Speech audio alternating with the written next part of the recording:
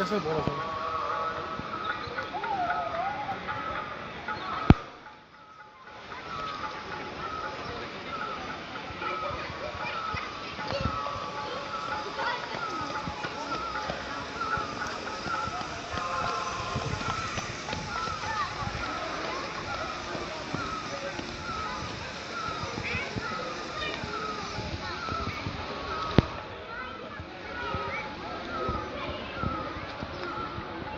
बिस्मिल्लाहिर्रहमानिर्रहीम।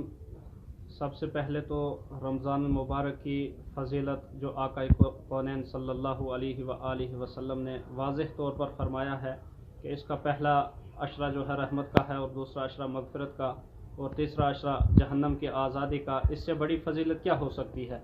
और फरमाया रसूल कायनात सल्लल्लाहु अलैहि व आलिहि वसल्लम ने कि इफ्तार के वक्त मोमिन को दो खुशियाँ नसीब होती हैं। एक तो ये कि अल्लाह तबारक व तआला उसकी मग़फ़िरत कर देता है और दूसरा ये कि उसकी दुआएं अल्लाह तबारक व तआला कबूल कर लेता है और अल्लाह तबारक व तआला उसका अज्र इतना अता करता है कि उसका कोई हिसाब नहीं लगा सकता है। और दूसरी बात ये कि रमज़ान मुबारक जहाँ हम इसका रहमत का अशरा निकल चुका है और मग़फ़िरत का अशरा चल रहा है, और मैं उम्माए मुस्लिमा से यही कहूँगा कि मग़फ़िरत के अशरे में ज़्यादा से ज़्यादा अल्लाह से मग़फ़िरत तलब कीजिए और गुनाहों से बाज रहिए।